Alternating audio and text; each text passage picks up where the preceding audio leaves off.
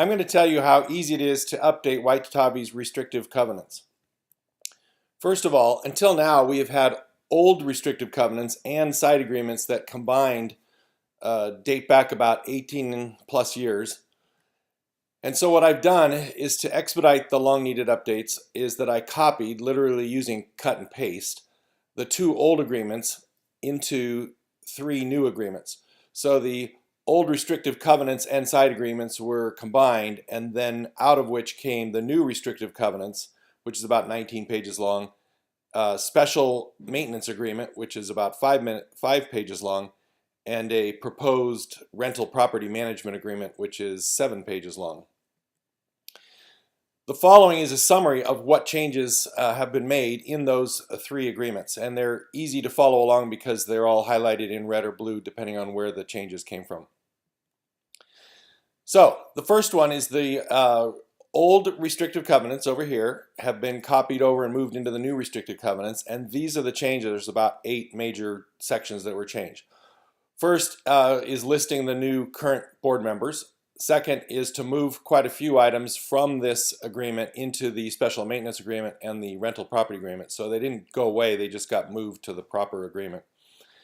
Then there's a clarification of the 30-meter setbacks, which was moved from the side agreement into this new restrictive covenants agreement.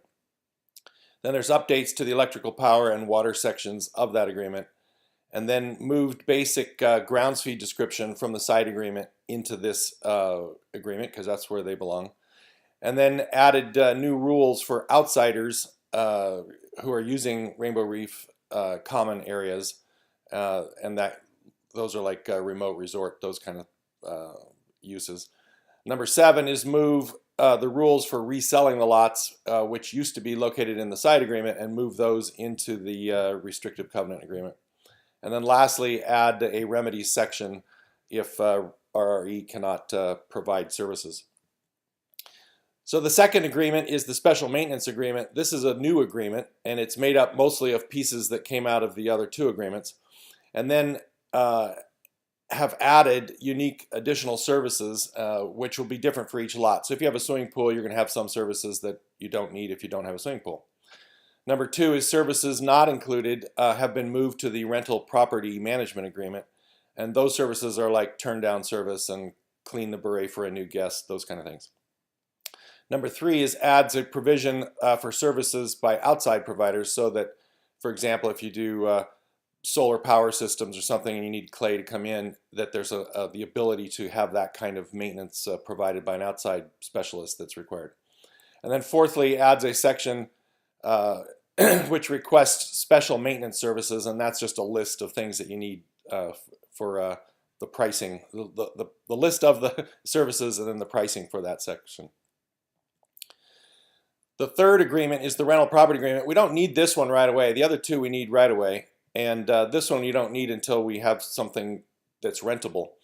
But someday we're going to need that, so it's good to know what pieces of documentation are in this agreement.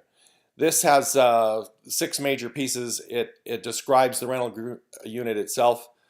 We know that there will be some units that are not rented and or have a partial unit rented, and that gets described as to what is actually being rented. The prices for the rental, which are set by the owner.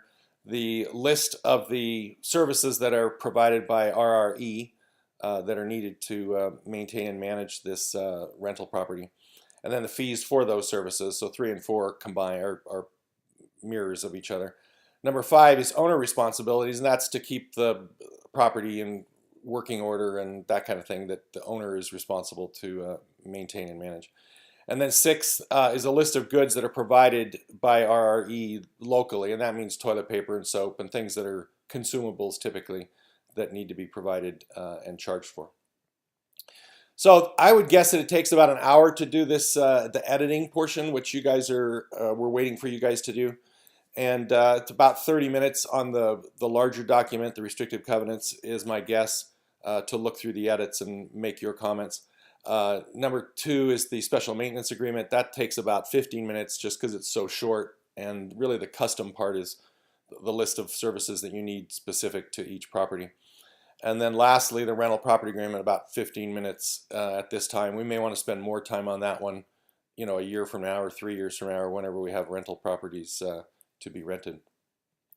Then take those documents and edits and submit them to each other so we can all see what questions we have and then compare them. If we all agree to what those edits are, great, let's do it and make it done. If we don't agree, let's set up a con call and go over and discuss what things or questions that we all have. The restricted covenants, really the main piece that comes out of this is the grounds fees, and so this will generate a recompute of the grounds fees, so an invoice will come out of that for 2019. Number two is the special maintenance fees will be another invoice that comes out based on what tasks are provided in the special maintenance agreement. And then lastly, the rental fees, which is a combination of fees that come in as revenue and then expenses that go out primarily to RRE for doing some of the services. So that will come out eventually. To do this, the grounds fees are done annually and have a net terms of 60 days. Here's the verbiage that's in that part of it. The special maintenance fees are done quarterly, and then they're due with net 30 terms, and here's the terminology within that agreement. And then the rental agreement portion is done monthly, and it's really a true up of, like I said before, the revenue coming in and the expenses going out. So every 30 days there'll be an invoice that either shows a positive or negative amount of money that goes back and forth between the landlord that owns the property and RRE that's providing some services. So that's it. Let's get this done. It's not hard to do. It's been dragged out way too long, and we've got to get it done, like I say. Thanks.